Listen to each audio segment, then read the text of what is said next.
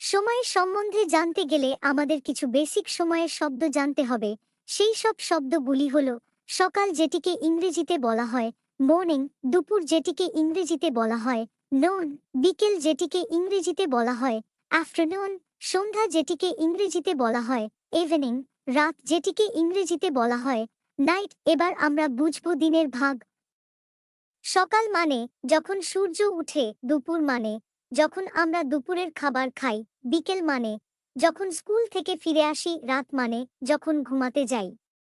এরপর আমরা শিখব ঘড়ির কাঁটার সম্বন্ধে এবং কোন কাঁটা কোথায় আছে সেটা দেখব এবং বুঝব সময় কতটা হলো বা কটা বাজে।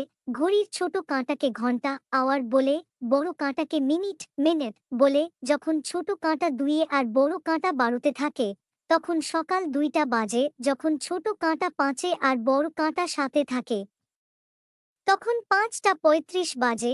তোমাদের জন্য সময় সম্পর্কিত কিছু প্রশ্ন দিলাম, তার উত্তর কমেন্টে লিখে পাঠাও।